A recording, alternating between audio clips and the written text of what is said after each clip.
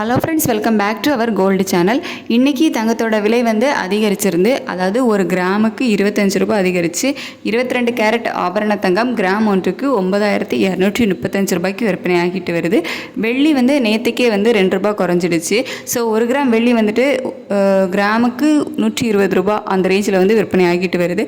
தங்கம் ஒரு கிராம் 9235 ரூபாய்க்கும், வெள்ளி ஒரு கிராம் 122 ரூபாய்க்கும் இன்றைக்கி விற்பனை ஆகிட்டு வருது. ஸோ சர்வதேச அளவில் தங்கத்தோட விலை வந்து கொஞ்சம் குறைஞ்சிருந்து, இருந்தாலும் நம்ம யூஎஸ் டாலருக்கு நிகரான இந்திய ரூபாயோட மதிப்பு வந்து வீக்காக இருந்ததுனால தங்கத்தோட விலையில் ஏற்றங்கள் இருந்துட்டு தான் இருந்துச்சு.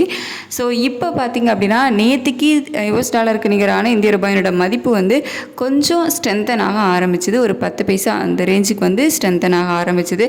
அதாவது யூஎஸ் டாலரோட வேல்யூ வந்துட்டு 86.66 இந்த ரேஞ்சுக்கு வந்து நேற்றுக்கு இருந்துச்சு. ஸோ இன்றைக்கி வந்துட்டு 86.58 அந்த ரேஞ்சுக்கு வந்து இருக்குது. ஸோ கிட்டத்தட்ட ஒரு 8 பைசா வந்துட்டு நமக்கு ஸ்ட்ரென்தன் ஆகிருக்குது. ஸோ இதெல்லாம் வச்சு பார்க்கும்போது இன்னுமே வந்து இந்த வீழ்ச்சி இருந்துச்சு அப்படின்னா தங்கத்தோட விலை வந்து குறையலாம், அப்படி இல்லை அப்படின்னா தங்கத்தோட விலை வந்து அதிகரிக்கலாம். ஸோ சர்வதேச அளவில் இப்போதைக்கு தங்கத்தோட விலை வந்து பெரிய கணிசமான அளவில் ஏற்றமும் இல்லை, அதே மாதிரி கணிசமான அளவில் வந்து இறக்கமும் இல்லை, ஒரு சின்ன ஏற்ற இறக்கங்கள் இருக்குது. ஸோ நாளைக்கு வந்து ஞாயிற்றுக்கிழமை. ஸோ இன்றைக்கி என்ன ரேட் வந்து ஃபிக்ஸ் பண்ணியிருக்காங்களோ அதே ரேட்டு தான் வந்து நாளைக்கு கண்டினியூ ஆகும்.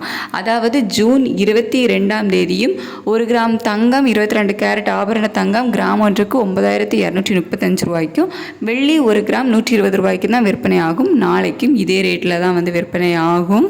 சனி மற்றும் ஞாயிற்றுக்கிழமைகளில் ஒரே ரேட்டு தான். ஸோ அதாவது சனிக்கிழமை காலையில் வந்து ரேட் அனௌன்ஸ் பண்ணதோட நமக்கு வந்து மார்க்கெட் வந்து க்ளோஸ் ஆகிடும். அதுக்கப்புறமா மண்டே தான் நமக்கு வந்து மறுபடியும் வந்து புதிய ரேட் வந்து அனௌன்ஸ் பண்ணுவாங்க காலையில் 10 மணிக்கு. ஸோ அதுபடி பார்க்கும்போது நமக்கு இன்னுமே வந்து நிறைய டைம் இருக்குது.